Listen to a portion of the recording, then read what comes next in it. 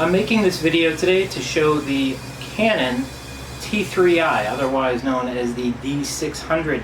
This model came out in 2012. It's a little bit older model, but it's a decent camera. It's an 18 megapixel APS-C sensor, 1.6 crop. It has done very well for me over the years. I like it. I still use it. I recently bought a 77D, which I'm filming on right now. That is a different video altogether. Anyway, back to the project at hand. What I decided to do was to purchase an adapter ring. This is an EOS mount to Sony A mount, which is also known, for the A mount lenses like the A6600 and those Sony models. So these Minolta lenses right here, these are from 1987. These were actually from a 35 millimeter Maxxum, Minolta Maxxum camera. It was a film camera.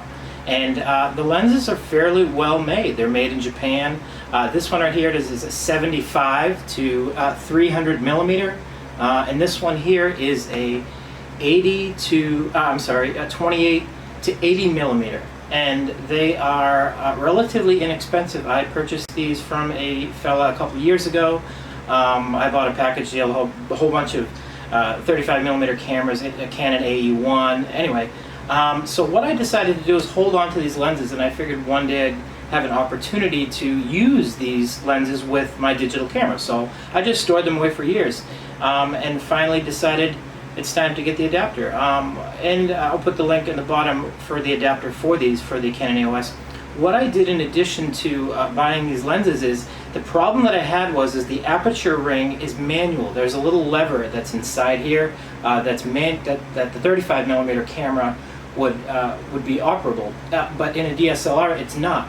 So what I did was I took a little matchstick, and as you can see right here, I actually put, I don't know if you can see this, but I put this little matchstick, I just kind of wedged open so it was open to maximum aperture, and I did the same for the 300. So the idea would be to get as much light as I could coming through these.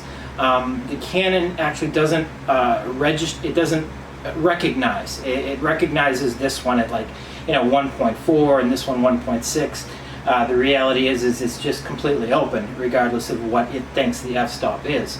So what I did was today I went and did some photography outside of some burrowing owls. They're here in Cape Coral, Florida.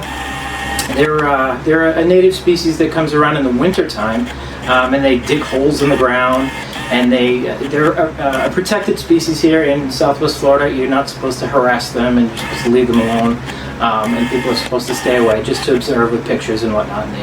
And they do their thing, and they leave when it starts to get warm in May or June. It gets too hot, and then they come back in the winter time. And so anyway, what I'm going to do is show you some footage and a little bit of photography at the end of the footage about the work that I did with these lenses right here. And like I said, these are extremely cheap. This is also known as a beer can lens. That's what they call them, because it's very heavy. It's quite heavy. I don't know how many pounds it is, but it's on the heavier side. And they're solid. I mean, they're made of metal. These are not cheap made. They're made in Japan. Without further ado, I'm going to show you the work that I did, and if you want to subscribe to my channel, hey, that's cool. Give me a like on the video, that'd be awesome. Share it if you'd like, and I'll have more videos to come in the future. I'm now starting to do more vlogging than I used to. Normally my channel consists of content that I create or have created with my 18 megapixel Canon T3i. I love this camera so much. Yeah, check it out. All right.